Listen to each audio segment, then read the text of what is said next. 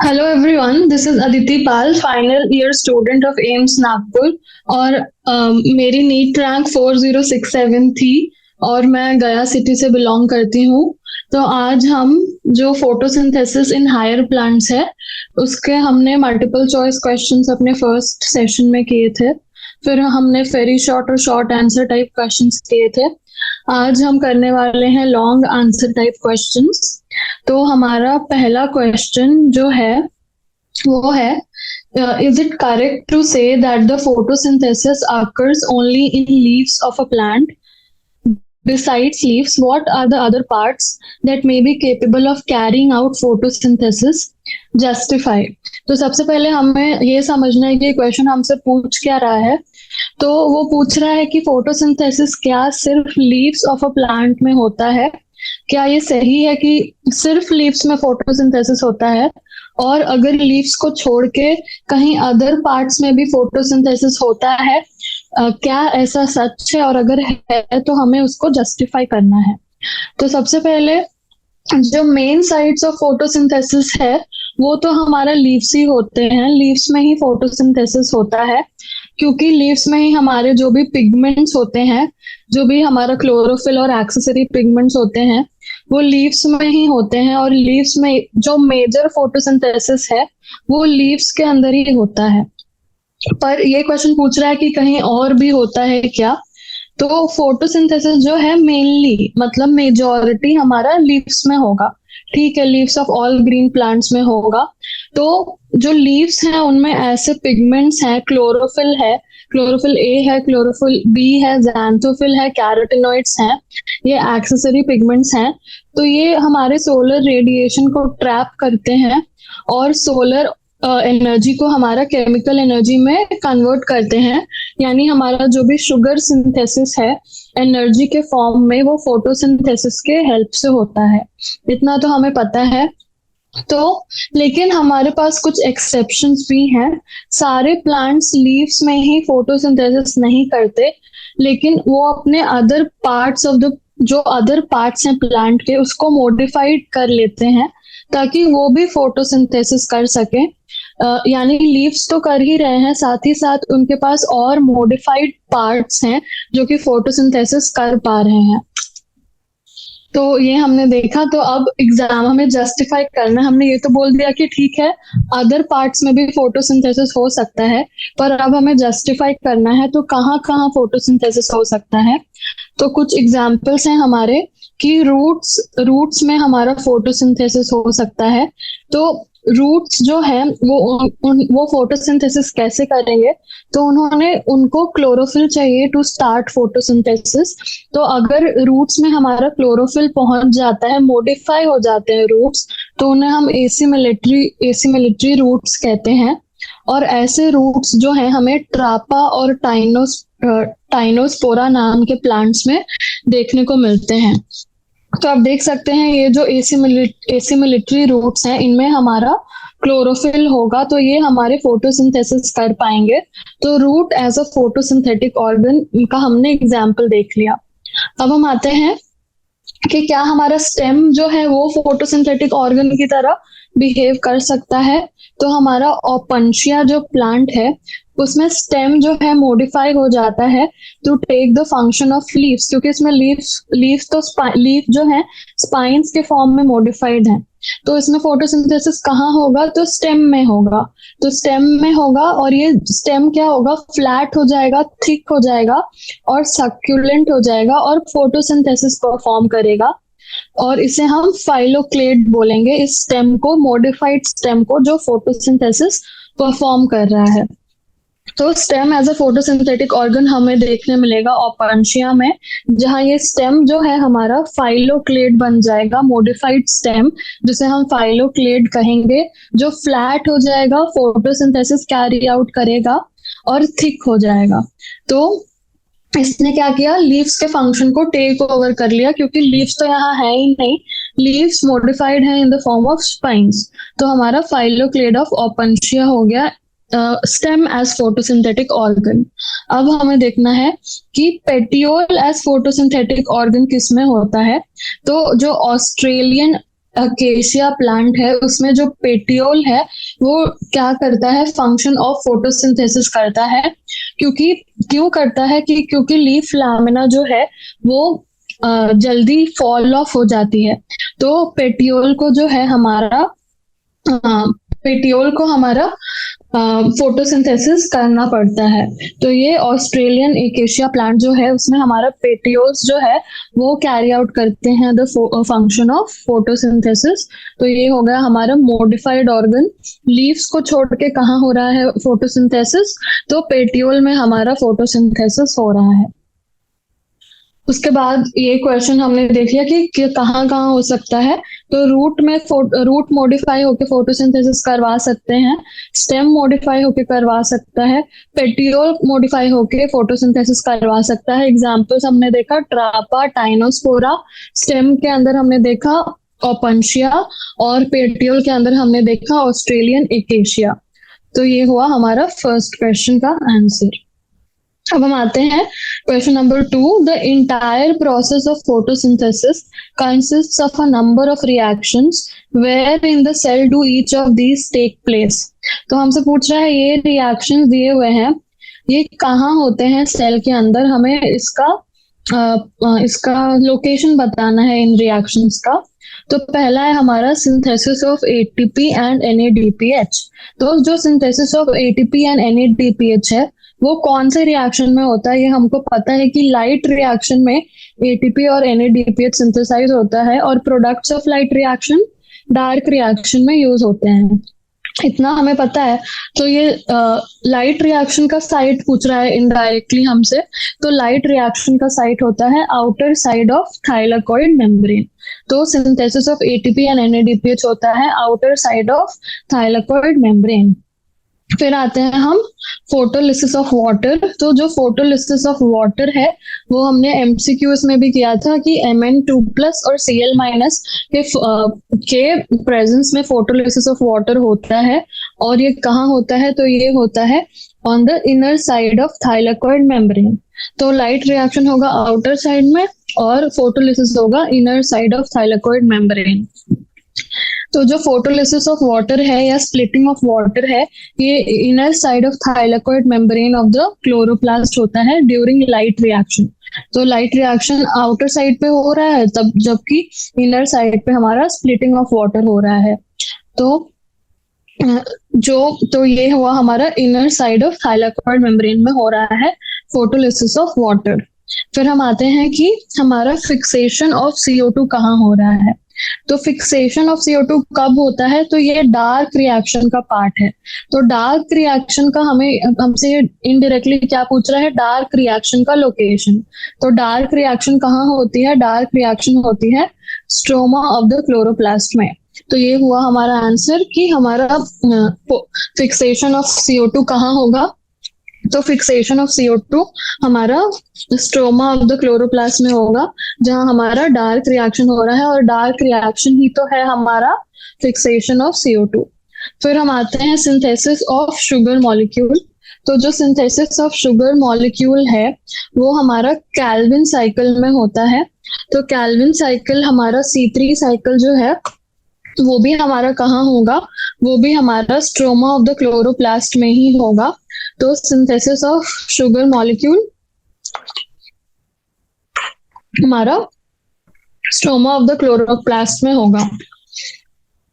फिर हम आते हैं सिंथेसिस ऑफ स्टार्च।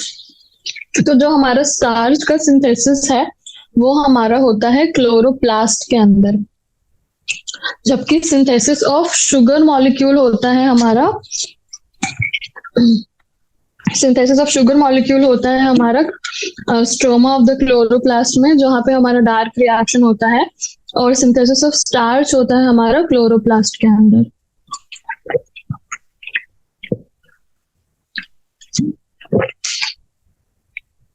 फिर हम आते हैं, हमारा नेक्स्ट क्वेश्चन है question number 3। Which property of the pigment is responsible for its ability to initiate the process of photosynthesis? Why is the rate of photosynthesis higher in red and blue regions of the spectrum of light? तो हमसे पूछ रहा है कि क्या property है एक pigment की कि वो इनिशिएट कर पाता है प्रोसेस ऑफ फोटोसिंथेसिस को, और क्यों हमारा रेट ऑफ फोटोसिंथेसिस हाई है in red and blue regions. तो रेड और ब्लू रीजन्स ऑफ लाइट जब प्लांट पे पड़ती है तो रेट ऑफ फोटोसिंथेसिस जो है वो ज्यादा होता है। तो ये ऐसा क्यों है, ये हमसे क्वेश्चन पूछ रहा है। और साथ ही पूछ रहा है कि क्या प्रॉपर्टी होती है ऐसी पिगमेंट की कि वो इनिशिएट कर पाता है प्रोसेस ऑफ फोटोसिंथेसिस। तो जो हमारा पिगमेंट्स प्रेजेंट होते हैं इन प्लांट्स, जो भी हमारे पिगमेंट्स हैं, क्लोरोफिल ए क्लोरोफिल बी, तो वो लाइट को एब्जॉर्ब करते हैं एट ए स्पेसिफिक वेवलेंथ। यानी हमें पता है कि वो एक स्पेसिफिक वेवलेंथ की लाइट को एब्जॉर्ब करेंगे। तो डिफरेंट प्लांट पिगमेंट्स जो हैं उनका डिफरेंट एबिलिटी होगा to absorb different lights of the spectrum. और ये जो एब्जॉर्ब लाइट है वो क्या करेगी, एक्साइट करेगी इलेक्ट्रॉन को इन द रिएक्शन सेंटर, और यही इनिशिएट करेगा हमारा प्रोसेस ऑफ फोटोसिंथेसिस को। तो हमें क्या समझ में आया कि जो पिगमेंट्स होते हैं प्लांट्स में वो डिफरेंट वेवलेंथ्स को एब्जॉर्ब कर सकते हैं, और उसके बाद हमारा इलेक्ट्रॉन का जो है एक्साइटेशन होता है इन द रिएक्शन सेंटर, और इस एक्साइटेशन के वजह से ही हमारा प्रोसेस ऑफ फोटोसिंथेसिस जो है वो स्टार्ट हो पाता है। तो first part of the question हमने आंसर कर दिया। अब हम आते हैं कि why is the rate of photosynthesis higher. तो रेट ऑफ फोटोसिंथेसिस क्यों हाई है in red and blue regions of the spectrum, क्योंकि इनके इस रीजन में मैक्सिमम एनर्जी है। यानी कि अगर इस रीजन में लाइट पड़ेगी तो हमारे पास मैक्सिमम एनर्जी आएगी इलेक्ट्रॉन्स को एक्साइट करने के लिए फ्रॉम द रिएक्शन सेंटर्स, जो भी हमारे P680 और P700 हैं, हमारे PS2 और PS1 रिस्पेक्टिवली। यानी PS1 का P700 और PS2 का P680 नैनोमीटर्स। तो ये जो इलेक्ट्रॉन्स हैं, अगर इसमें रेड और ब्लू रीजन्स की लाइट पड़ेगी तो वो उनको ज्यादा एनर्जी मिलेगी और वो इजीली एक्साइट हो पाएंगे। ठीक है, और जो एब्जॉर्प्शन स्पेक्ट्रम है वो पीक शो करता है in the regions of red and blue light. तो एब्जॉर्प्शन स्पेक्ट्रम भी जो है वो पीक शो कर रहा है, यानी कि इस रीजन में मैक्सिमम रेडिएशन जो है एब्जॉर्ब होती है, और अगर मैक्सिमम रेडिएशन एब्जॉर्ब होगी तभी हमारा जो है मैक्सिमम एनर्जी गेन होगी, और मैक्सिमम एनर्जी गेन होगी तो इलेक्ट्रॉन्स जो है वो इजीली एक्साइट हो पाएंगे। तो इलेक्ट्रॉन्स को इजीली एक्साइट करने के लिए हमारे पास जो रेड और ब्लू रीजन है उसमें जो है लाइट आनी चाहिए। तो यही हमारा रीजन है कि रेट ऑफ फोटोसिंथेसिस हाई होता है, क्योंकि एब्जॉर्प्शन स्पेक्ट्रम में भी वो पीक दिखा रहा है, और इन रीजन्स में लाइट पड़ने पे मैक्सिमम एनर्जी गेन होती है टू कैरी आउट फोटोसिंथेसिस। फिर हम आते हैं हमारा जो क्वेश्चन नंबर 4 है, what can we conclude from the statement that the action and absorption spectrum of photosynthesis overlap? At which wavelength do they show peaks? तो हमसे पूछ रहा है कि एब्जॉर्प्शन स्पेक्ट्रम ऑफ फोटोसिंथेसिस और एक्शन स्पेक्ट्रम जो है ये दोनों ओवरलैप करते हैं, तो इससे हम क्या कंक्लूड कर सकते हैं और कौन सी वेवलेंथ पे ये पीक्स शो करते हैं। तो एक एक करके हम इसका आंसर देखते हैं। तो सबसे पहले हमें एब्जॉर्प्शन स्पेक्ट्रम पता होना चाहिए। तो ये एब्जॉर्प्शन स्पेक्ट्रम, ये ग्राफ एनसीईआरटी में दे रखा है कि ये हमारा दिखा रहा है chlorophyll A chlorophyll B xanthophyll और कैरोटिनॉइड्स का एब्जॉर्प्शन स्पेक्ट्रम। ठीक है, तो ये हमारा क्लोरोफिल ए है, ये हमारा क्लोरोफिल बी दिख रहा है, क्लोरोफिल ए क्लोरोफिल बी, ये हमारा कैरोटिनॉइड्स दिख रहा है। तो ये हमारा एब्जॉर्प्शन स्पेक्ट्रम हो गया, डिफरेंट पिगमेंट्स जो भी हैं उनका एब्जॉर्प्शन स्पेक्ट्रम हो गया। अब हमें क्या देखना है, एक्शन स्पेक्ट्रम। तो एक्शन स्पेक्ट्रम कुछ इस तरह से है, rate of photosynthesis in the light of different wavelengths. तो रेट ऑफ फोटोसिंथेसिस ये हुआ हमारा लाइट ऑफ डिफरेंट वेवलेंथ्स में जो भी रेट ऑफ फोटोसिंथेसिस है उसे कहते हैं हम एक्शन स्पेक्ट्रम। ठीक है, तो अब हम अगर इन दोनों ग्राफ्स को सुपर इम्पोज कर दें तो ये हमारा रेट ऑफ फोटोसिंथेसिस दिखा रहा है। तो जब हम सुपर इम्पोज्ड एब्जॉर्प्शन और एक्शन स्पेक्ट्रम, तो जब हम सुपर इम्पोज कर देते हैं दोनों एब्जॉर्प्शन और एक्शन स्पेक्ट्रम को, तो क्या होता है कि जो रीजन ऑफ रेड और ब्लू लाइट है, उसमें जो क्लोरोफिल ए और बी है, वो मैक्सिमम लाइट एनर्जी को ले पा रहे हैं और आ रहे हैं। हमें ये दिख रहा है कि यहाँ पे हमारे सुपर होने के बाद ये जो एब्जॉर्प्शन स्पेक्ट्रम है और ये रेट ऑफ फोटोसिंथेसिस है, तो जो हमारा रेड और ब्लू लाइट का रीजन है, तो हम यहाँ पे देख सकते हैं 430, जो रेड लाइट हमारा 660 टू 670 नैनोमीटर है, और ब्लू लाइट हमारा 430 टू 470 नैनोमीटर, और 390 टू 430 नैनोमीटर, यानी ब्लू और वायलेट है। तो इसमें जो हमारा देख सकते हैं हम कि रेट ऑफ फोटोसिंथेसिस जो है वो सबसे ज्यादा है। तो इन रीजन्स में हमारा रेट ऑफ फोटोसिंथेसिस सबसे ज्यादा हो रहा है। तो हमने कंक्लूड क्या किया, तो एक्शन एंड एब्जॉर्प्शन स्पेक्ट्रम को जब हमने ओवरलैप करवाया, तो हमें ये पता चला कि जो रेड और ब्लू लाइट है वहां पे हमारा मैक्सिमम फोटोसिंथेसिस हो रहा है, क्योंकि वहीं पे हमारा ग्राफ्स में पीक शो कर रहा है हमारा ग्राफ, कि जो एब्जॉर्प्शन स्पेक्ट्रम है उसमें जहां पे पीक आ रहा है वहीं पे हमारा रेट ऑफ फोटोसिंथेसिस भी हमारा मैक्सिमम दिख रहा है। यानी रेड लाइट और ब्लू लाइट में हमारा मैक्सिमम फोटोसिंथेसिस हो रहा है।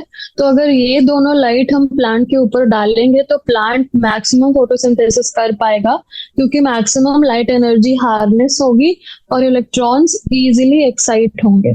तो ये हमें पता चलता है इस ग्राफ से।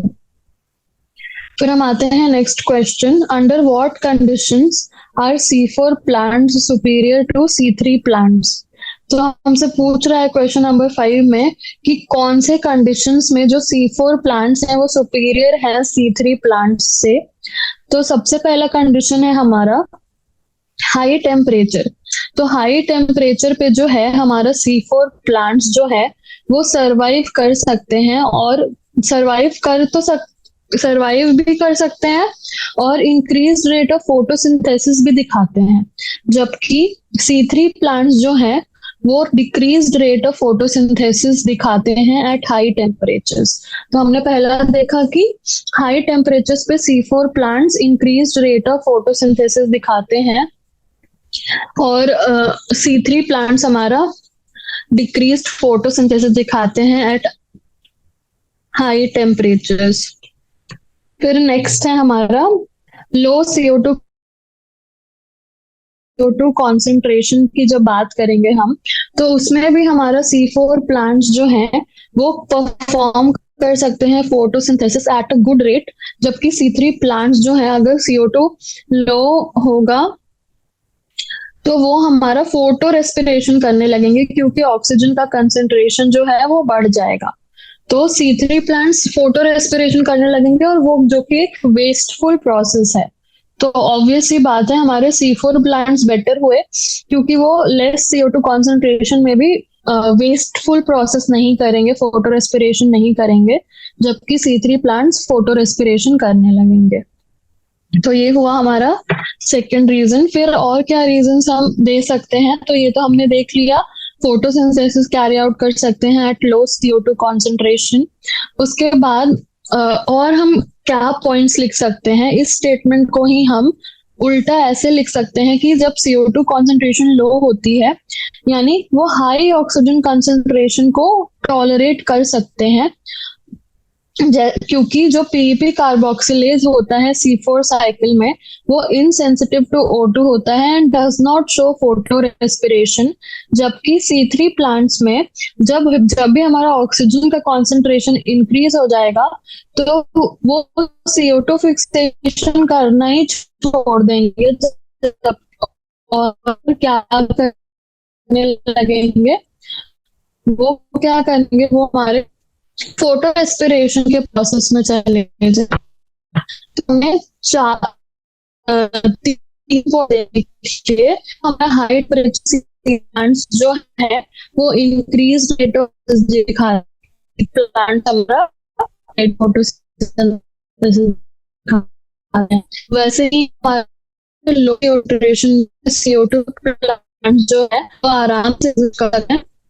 मैं कोई होती कि जो हमारे सी प्लांट्स है लो टू रेस्पिरेशन लगते हैं, जो कि एक वेस्टफुल प्रोसेस। हम देखा अगर टू कॉन्सेंट्रेशन लो है यानी ऑक्सीजन कॉन्सेंट्रेशन ज्यादा है, और ऑक्सीजन कॉन्सेंट्रेशन ज्यादा को हमारा C4 प्लांट्स टॉलरेट कर लेते हैं, पर C3 प्लांट्स टॉलरेट नहीं कर पाते हैं और वो फोटो रेस्पिरेशन करने लगते हैं, जो कि एक वेस्टफुल प्रोसेस है। तो ये 3 रीजंस हमने देखे कि क्यों हम जो से, तो ये थे हमारे रीजन C4 प्लांट्स के सुपीरियर होने के। फिर हम आते हैं क्वेश्चन नंबर 6 हमारा। In the given figure below black line indicates action spectrum of photosynthesis. तो ये हमारा फिर से एक्शन स्पेक्ट्रम और एब्जॉर्प्शन स्पेक्ट्रम के बारे में क्वेश्चन है। तो ये बोल रहा है कि ब्लैक लाइन जो है हमारा एक्शन स्पेक्ट्रम को दिखा रहा है, और लोअर लाइन जो है वो एब्जॉर्प्शन स्पेक्ट्रम। हमने अभी भी देखा तो हमें पता है ऊपर वाला लाइन रेट ऑफ फोटोसिंथेसिस या एक्शन स्पेक्ट्रम को दिखा रहा है, और नीचे वाला line absorption spectrum of chlorophyll A को दिखा रहा है। अब इस ग्राफ से हमें क्वेश्चंस आंसर करने हैं कि what does the action spectrum indicate, how can we plot an action spectrum, फिर how can we derive an absorption spectrum for any substance, और list the important events and end products of the light reaction. तो पहला है हमारा कि what does the action spectrum indicate, यानी action spectrum क्या बता रहा है हमें, और हम कैसे प्लॉट कर सकते हैं इस स्पेक्ट्रम को। तो क्या था हमारा एक्शन स्पेक्ट्रम क्या इंडिकेट करता है। तो एक्शन स्पेक्ट्रम हमारा इंडिकेट करता है effectiveness of different wavelengths of light on photosynthesis. तो हमने देखा कि डिफरेंट वेवलेंथ्स ऑफ लाइट में फोटोसिंथेसिस का रेट क्या होगा, वो हमें दिखाता है हमारा एक्शन स्पेक्ट्रम। तो एक्शन स्पेक्ट्रम को हम कैसे प्लॉट करेंगे, तो हम देखेंगे कि कौन सी वेवलेंथ ऑफ लाइट, हम एक वेवलेंथ ऑफ लाइट्स को डालना शुरू करेंगे प्लांट पे, और देखेंगे कि कौन से वेवलेंथ्स में जो हमारा रेट ऑफ फोटोसिंथेसिस है वो कैसे वेरी कर रहा है। तो ऐसे हम प्लॉट कर पाएंगे हमारा जो एक्शन स्पेक्ट्रम है उससे। तो प्लॉट कैसे करते हैं हमने देख लिया। फिर हम आते हैं कि how can we derive an absorption spectrum for any substance. तो आप अब एब्जॉर्प्शन स्पेक्ट्रम को, कोई भी सब्सटेंस है आप उसका एब्जॉर्प्शन स्पेक्ट्रम को कैसे हाउ कैन वी डिराइव, तो हम कैसे डिराइव करेंगे। ये क्वेश्चन नंबर 7 था, हम B तक करेंगे। तो how can we derive an absorption spectrum for any substance, तो आप कैसे डिराइव कर सकते हो एब्जॉर्प्शन स्पेक्ट्रम। तो एब्जॉर्प्शन स्पेक्ट्रम जो है हम क्या करेंगे, absorption of different wavelengths of light by a particular pigment and the graph is called absorption spectra of that pigment. तो हमारा जो है absorption of different wavelengths of light, यानी एक पर्टिकुलर पिगमेंट जो है वो डिफरेंट वेवलेंथ्स ऑफ लाइट को कितना एब्जॉर्ब कर रहा है। यानी क्लोरोफिल ए जो है हमारा मैक्सिमम जो वेवलेंथ है वो इन वेवलेंथ्स को मैक्सिमम एब्जॉर्ब कर रहा है, और इन्हीं वेवलेंथ्स पे हमें मैक्सिमम फोटोसिंथेसिस भी मिल रहा है। यानी कि ग्राफ को हम एब्जॉर्प्शन स्पेक्ट्रम हमें समझ में आ गया कि एक पिगमेंट जो है कितनी वेवलेंथ ऑफ लाइट को कितना एब्जॉर्ब करता है। यानी क्लोरोफिल ए 500 नैनोमीटर को बहुत कम एब्जॉर्ब करता है, पर इस वेवलेंथ को बहुत ज्यादा एब्जॉर्ब करता है, और इस वेवलेंथ को भी काफी ज्यादा एब्जॉर्ब करता है।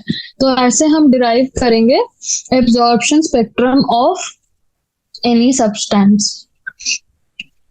उसके बाद हम आते हैं क्वेश्चन नंबर 7 पे। Important events of light reaction हमें बताने हैं, और end products of the light reaction.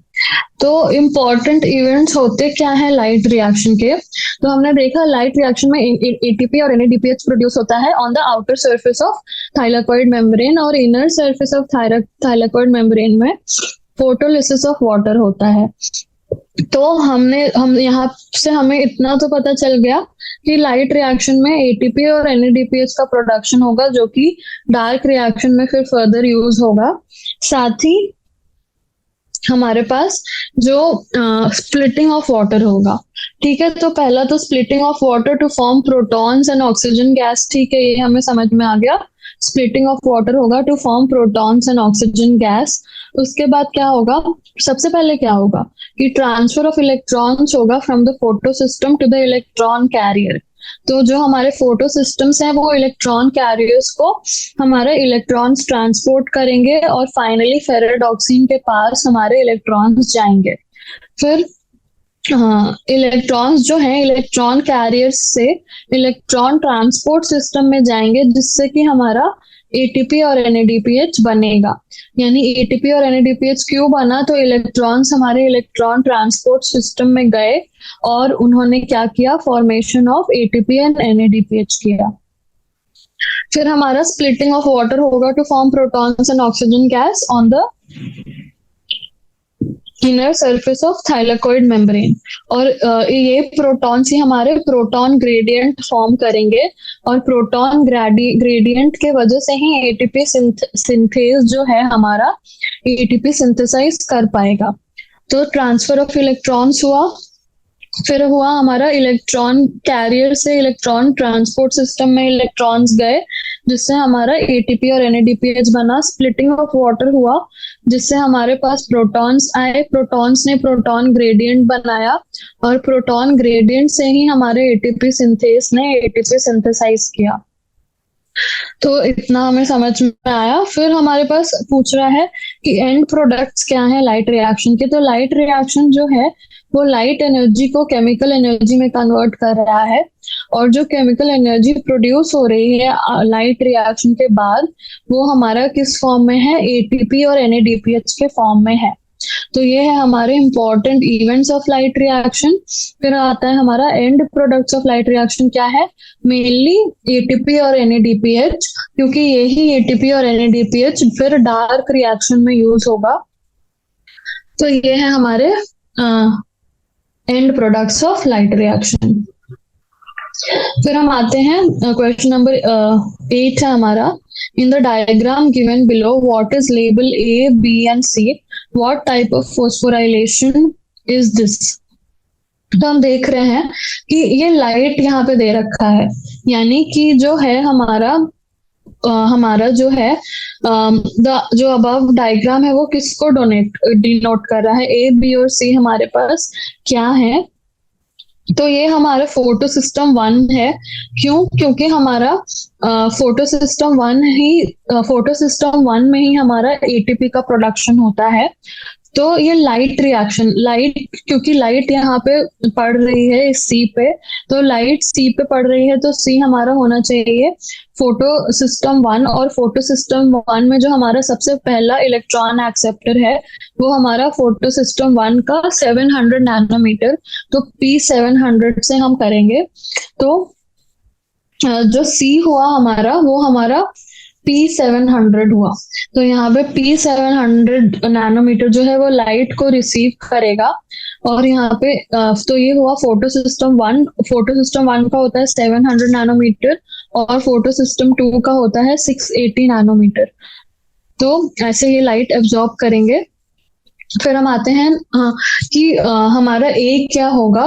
तो ए जो है हमारा इलेक्ट्रॉन एक्सेप्टर होगा। तो यहाँ से P700 एक्साइट हुआ और इलेक्ट्रॉन एक्सेप्टर के पास इलेक्ट्रॉन गए, और फिर इलेक्ट्रॉन एक्सेप्टर से इलेक्ट्रॉन कहाँ जाता है, हमने अभी अभी देखा कि इलेक्ट्रॉन्स जो है इलेक्ट्रॉन कैरियर से इलेक्ट्रॉन ट्रांसपोर्ट सिस्टम में जाते हैं, और वहीं से हमारा एटीपी और एनएडीपीएच प्रोड्यूस होता है। तो हमारे पास तो हम फिर से देखते हैं कि लाइट अगर दे रखा है तो हमारा लाइट रिएक्शन हो रहा है। लाइट रिएक्शन के प्रोडक्ट्स भी दे रखे हैं एटीपी। तो लाइट रिएक्शन हो रहा है तो फोटो सिस्टम 1 होगा। फोटो सिस्टम 1 जो वेवलेंथ एब्जॉर्ब करता है वो 700 नैनोमीटर्स पे करता है। 700 नैनोमीटर्स एब्जॉर्ब करने के बाद वो जो वेवलेंथ है वो कहाँ जाती है, तो वो इलेक्ट्रॉन कैरियर के पास जाती है। फिर इलेक्ट्रॉन कैरियर्स के बाद वो कहाँ जाती है, तो इलेक्ट्रॉन कैरियर से जो इलेक्ट्रॉन्स हैं वो इलेक्ट्रॉन ट्रांसपोर्ट सिस्टम में जाते हैं, और फाइनली जो है हमारा एटीपी और एनएडीपीएच का सिंथेसिस होता है। तो हमारा ए बी और सी हमने देख लिया कि सी हमारा P700 है, ए हमारा जो है वो हमारा इलेक्ट्रॉन कैरियर है और बी हमारा इलेक्ट्रॉन ट्रांसपोर्ट सिस्टम है। तो इसमें कौन सा फॉस्फोराइलेशन पॉसिबल होगा? तो ये हमारा साइक्लिक फोटोफॉस्फोराइलेशन होगा, क्योंकि हमारा सिर्फ फोटो सिस्टम 1 जो है वो फंक्शनल है और ये प्रोडक्शन ऑफ एटीपी करवा रहा है। तो ये कब होता है? तो ये तभी होता है when lights of wavelength beyond 680 nanometer. तो हमें 700 नैनोमीटर चाहिए, यानी कि बियॉन्ड 680 नैनोमीटर हमको वेवलेंथ चाहिए। तो ये तभी होगा जब बियॉन्ड 680 नैनोमीटर वेवलेंथ हमें मिलेंगी। तो और ये होता कहाँ है? तो स्ट्रोमा लैमेले के अंदर होता है। फिर हम आते हैं क्वेश्चन नंबर 8 हो गया हमारा, हम आते हैं क्वेश्चन नंबर 9 पे। Why is the Rubisco enzyme more appropriately called RUBP carboxylase oxygenase? And what important role does it play in photosynthesis? तो हमसे बोल रहा है कि क्यों हम रुबिस्को को RUBP कार्बोक्सिलेज ऑक्सीजनेज बोलते हैं और क्या रोल है इसका फोटोसिंथेसिस में। तो RUBP कार्बोक्सिलेज और ऑक्सीजनेज हम इसीलिए कहते हैं क्योंकि इसका ड्यूअल नेचर है, dual nature of the enzyme की वजह से, क्योंकि ये कभी कार्बोक्सिलेज की तरह बिहेव करेगा और कभी ऑक्सीजनेज की तरह बिहेव करेगा। इसकी एफिनिटी दोनों CO2 और O2 के लिए है, पर ज्यादा या जनरली किसके लिए है? मोर एफिनिटी है फॉर CO2। ठीक है, तो अब जो इन्वायरमेंट में CO2 और O2 का कंसंट्रेशन होगा वो डिटरमाइन करेगा कि कौन बाइंड करता है एंजाइम के साथ। ठीक है, तो जब नॉर्मल कंडीशंस में CO2 और O2 कंसंट्रेशन नॉर्मल होता है तो इसकी ज्यादा एफिनिटी किसके लिए है? CO2 के लिए। तो ये किसके तरह बिहेव करेगा? ये कार्बोक्सिलेज की तरह बिहेव करेगा और CO2 को फिक्स करेगा बाय कंबाइनिंग राइबोलोज बाइफॉस्फेट और C3 साइकिल में नॉर्मली ऑपरेट करेगा एंड क्या करेगा? ग्लूकोज मॉलिक्यूल को प्रोड्यूस करेगा in the first product of photosynthesis. ठीक है, तो नॉर्मली रहा तो नॉर्मली C3 प्लांट्स में जो है RUBP कार्बोक्सिलेज की तरह एक्ट करेगा, CO2 को फिक्स करेगा, 2 मॉलिक्यूल्स ऑफ फॉस्फोग्लिसरिक एसिड बनाएगा फर्स्ट स्टेप में। लेकिन अगर O2 का कंसंट्रेशन ऊपर जाता है और CO2 का कंसंट्रेशन कम होता है तो ये ऑक्सीजनेज की तरह एक्ट करना स्टार्ट कर देगा और अब कौन सी साइकिल होगी? C2 साइकिल होने लगेगी, जिसे हम कहते हैं फोटो रेस्पिरेशन। तो फोटो रेस्पिरेशन होने लगेगा अब, जहां पे हमारा RUBP जो है ऑक्सीजन के साथ बाइंड करके 1 मॉलिक्यूल ऑफ फॉस्फोग्लिसरिक एसिड और 1 मॉलिक्यूल ऑफ फॉस्फोग्लाइकोलेट बना लेगा, जबकि उसको बनाना क्या था? 2 मॉलिक्यूल्स ऑफ फॉस्फोग्लिसरिक एसिड।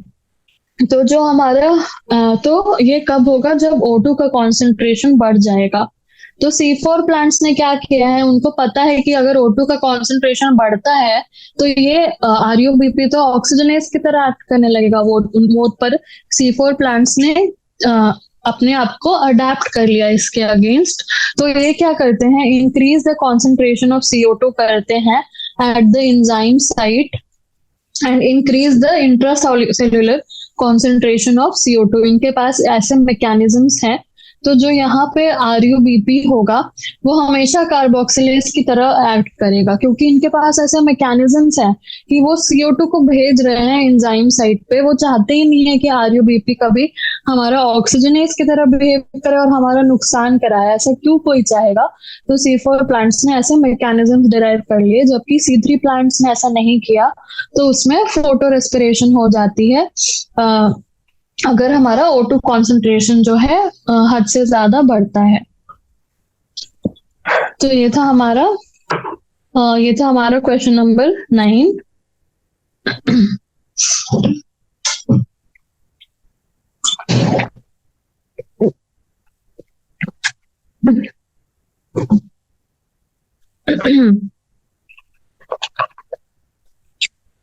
अब हम आते हैं क्वेश्चन नंबर 10 पे।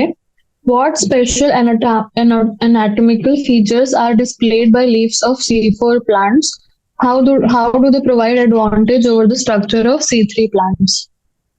तो हमसे बोल रहा है कि C4 प्लांट्स में क्या स्पेशल एनाटॉमिकल फीचर्स हैं और क्या एडवांटेज है C3 प्लांट से। तो हमने देखा एक तो C4 प्लांट्स में फोटो रेस्पिरेशन नहीं होता है।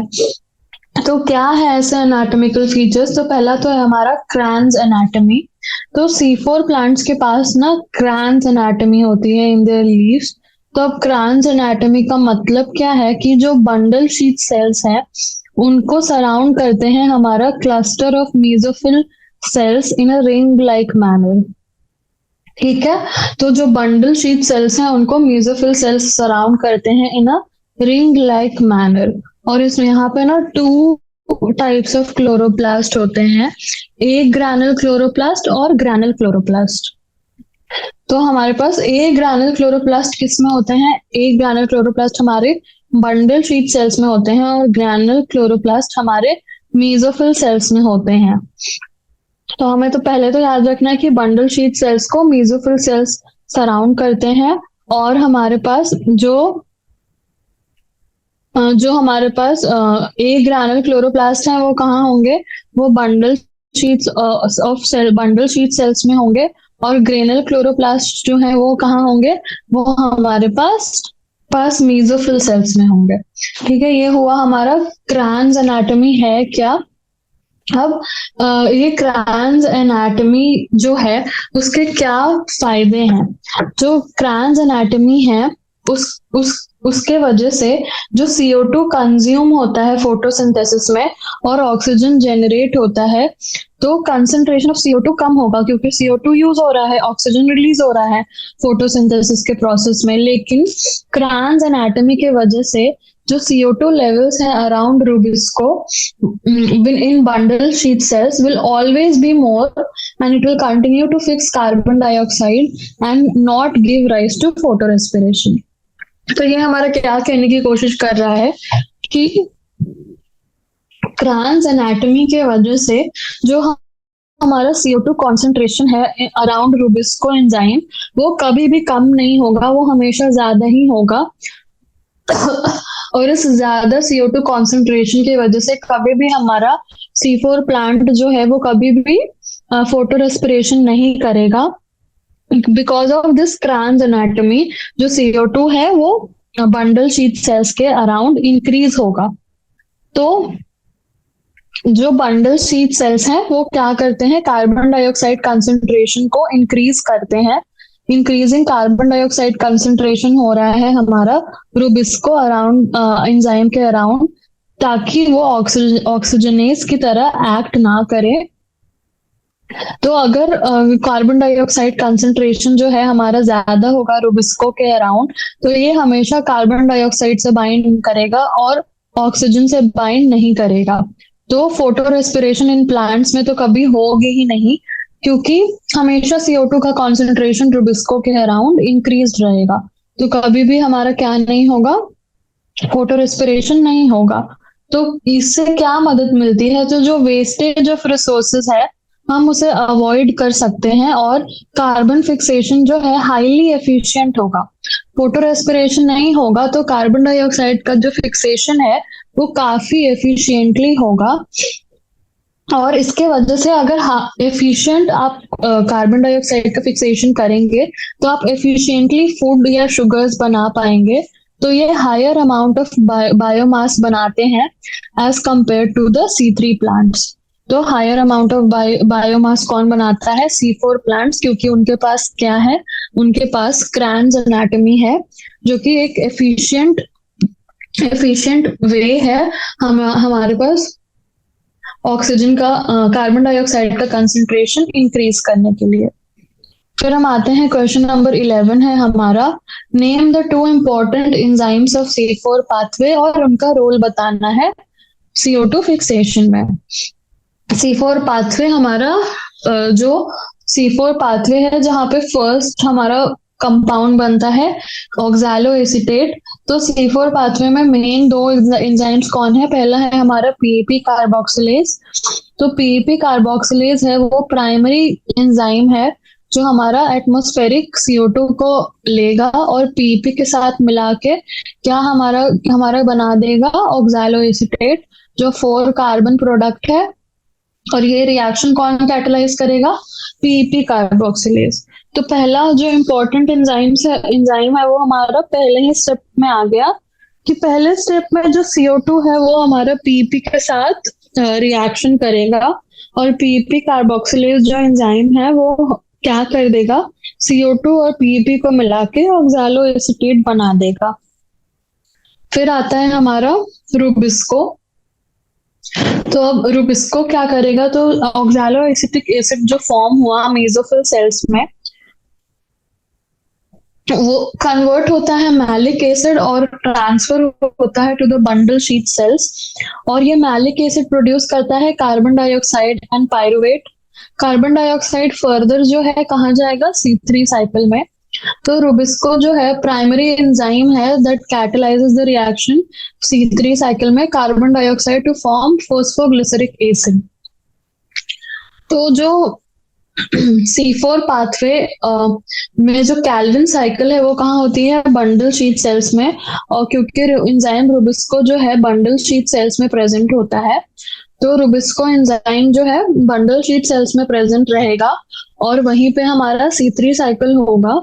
और इसीलिए हमारा रुबिस्को एंजाइम जो है वो सेकंड मोस्ट इम्पोर्टेंट एंजाइम होगा इन C4 पाथवे, क्योंकि C4 पाथवे में हमारा पहला ऑक्सैलो एसिटिक एसिड फॉर्म होता है, उसके बाद हमारा कैल्विन साइकिल भी होता है C4 पाथवे में। तो दोनों साइकिल्स तो C3 में तो सिर्फ कैल्विन साइकिल होती है, पर यहाँ पे हमारा C4 में भी कैल्विन साइकिल होती है। तो पहला तो हो गया हमारा पीपी कार्बोक्सिलेज एंजाइम, और दूसरा हो गया हमारा रुबिस्को। तो ये दोनों एंजाइम्स हैं हमारे इम्पोर्टेंट एंजाइम्स, और इनका रोल हमने देख लिया कि क्या रोल है, कि ये कैसे CO2 को फिक्स करने में हेल्प करते हैं। फिर हम आते हैं why is Rubisco enzyme the most important enzyme in the world. Rubisco ना दुनिया में सबसे अबंडेंट एंजाइम है। क्यों है ऐसा? तो जो रुबिस्को एंजाइम है वो सारे फोटोसिंथेटिक ऑर्गेनिज्म, आप देखिए C3 प्लांट्स में तो है ही, C4 प्लांट्स में भी रुबिस्को आ गया। तो हमारे पास C3 प्लांट्स में भी है, C4 प्लांट्स में भी है, यानी कि सारे ही फोटोसिंथेटिक ऑर्गेनिजम्स में है। तो ये क्या करता है, एटमॉस्फेरिक कार्बन को 3-फॉस्फोग्लिसरिक एसिड में कन्वर्ट करता है और बेसिस बनाता है ग्लूकोज सिंथेसिस के लिए। तो ये C3 प्लांट में भी है, C4 प्लांट में भी है बंडल शीट सेल्स में, और हमारा क्रैसुलेसियन एसिड मेटाबॉलिज्म प्लांट्स में भी रुबिस्को एंजाइम है। और इतना तो छोड़िए, ये फोटोसिंथेटिक ऑर्गेनिज्म, फोटोसिंथेटिक बैक्टीरिया जैसे कि साइनोबैक्टीरिया और डाइनोफ्लैजेलेट्स में भी है, और यूनिसेल्युलर फोटोसिंथेटिक एल्गी में भी है, जो हमारे CO2 को ऑर्गेनिक मैटर में कन्वर्ट करते हैं। तो ये 30-50% of the total soluble protein of chloroplast को बनाता है, और इसीलिए ये most important enzyme in the world के नाम से हम जानते हैं। तो ये कैल्विन साइकिल को कैटलाइज करता है, और C4 साइकिल में भी हमारा बंडल शीट सेल्स में कैल्विन साइकिल हो रही है, तो उसको भी ये कैटलाइज करता है। तो रुबिस्को हमारा एक प्लांट अगर C3 प्लांट है तो उसमें तो रुबिस्को होगा ही, दूसरा प्लांट हमारा C4 प्लांट है उसमें भी रुबिस्को होगा। उसके बाद हम गए क्रैसुलेसियन एसिड मेटाबॉलिज्म प्लांट के पास, उसके पास भी रुबिस्को है। फिर हम गए फोटोसिंथेटिक बैक्टीरिया जैसे साइनोबैक्टीरिया, उसके पास भी रुबिस्को है। फिर हमारा यूनिसेलुलर फोटोसिंथेटिक एल्गी के पास गए, उसके पास भी रुबिस्को है। यानी अब हर प्लांट से पूछो तो सबके पास रुबिस्को है, इसीलिए ये most abundant enzyme of the world है। तो हम ऐसा एस्टिमेट करते हैं कि it makes about 20-25% of the soluble protein in leaves and is made on the earth at the rate of 100 kilograms per second, यानी 100 kilograms per second के rate से जो रुबिस्को है वो अर्थ पे बनाया जा रहा है, इतनी इतनी ज्यादा रुबिस्को की जो रिक्वायरमेंट है वो इतनी ज्यादा है कि 100 kg/सेकेंड के हिसाब से रुबिस्को अर्थ पे बन रहा है। और हम ऐसा एस्टिमेट करते हैं कि every person on earth is supported by about 44 kg of Rubisco, यानी 44 kg ऑफ रुबिस्को हमें चाहिए, हमें सपोर्ट करने के लिए 44 kg ऑफ रुबिस्को जो है चाहिए every person on the earth के लिए। तो ये तो इससे हम बता सकते हैं कि रुबिस्को जो है most important abundant enzyme in the world है।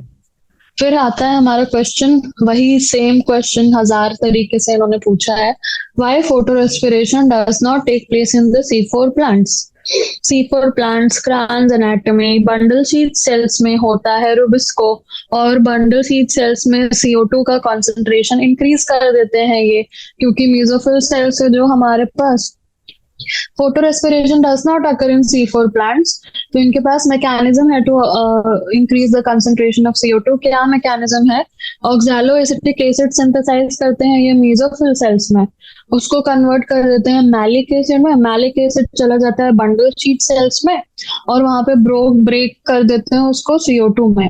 तो CO2 इंक्रीज रिलीज होता रहता है वहां पे, तो उसका कंसंट्रेशन बढ़ते रहता है। और बंडल शीट सेल्स की ना जो वॉल्स हैं वो भी थिक है, तो थिक वॉल्स के वजह से जो हमारा CO2 है वो बाहर भी नहीं निकल पाता, तो थिक वॉल्स की वजह से CO2 एस्केप नहीं कर पाता, तो increase in concentration of CO2 होगा उस बंडल शीट सेल में। तो इससे क्या होता है, इससे इंश्योर होता है कि जो रुबिस्को है बंडल शीट सेल्स में वो हमेशा कार्बोक्सिलेज की तरह एक्ट करे, उसको ऑक्सीजनेज की एक्टिविटी दिखाने का मौका ही ना मिले। तो हमेशा रुबिस्को कैसे एक्ट करेगा? एज कार्बोक्सिलेज, CO2 कंसंट्रेशन जो है वो इतना ज्यादा है।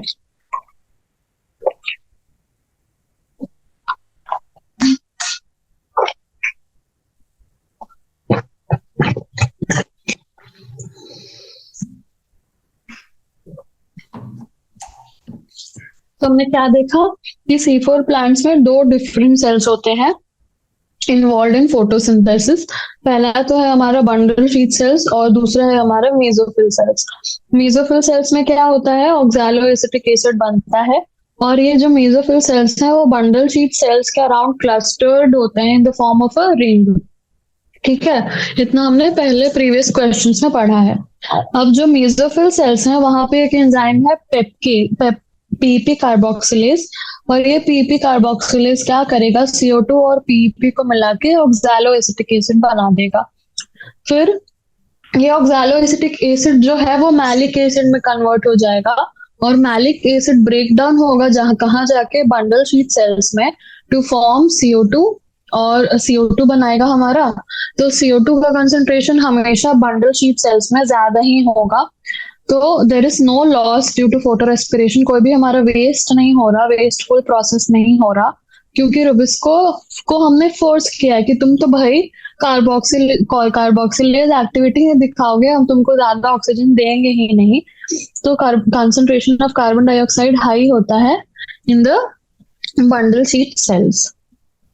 तो ये थे हमारे लॉन्ग आंसर टाइप क्वेश्चंस। हमने सारे क्वेश्चंस को अच्छे से सॉल्व किया है, तो आप इन क्वेश्चंस को अच्छे से पढ़िए। आप जैसे क्वेश्चन सॉल्व करते हैं तो उससे आपको चैप्टर का आइडिया लगता है, और आपको यानी क्वेश्चंस के थ्रू आप पूरे चैप्टर को रिवाइज कर सकते हैं। और मल्टीपल चॉइस क्वेश्चंस और इन सब क्वेश्चंस को आप जब ओवरऑल देखें तो आपको पता चलता है कि वो एग्जामिनर आपसे पूछना क्या चाह रहा है। मेनली 4-5 इंपॉर्टेंट चीजें होती हैं, उसी के अराउंड एग्जामिनर्स घूमते रहते हैं, ऐसा कुछ नया वो नहीं पूछते, जो इम्पोर्टेंट चीजें हैं वो ही पूछी जाती हैं। तो आज के सेशन के लिए इतना ही। थैंक यू सो मच, पढ़ते रहिए और मेहनत करते रहिए। All the best.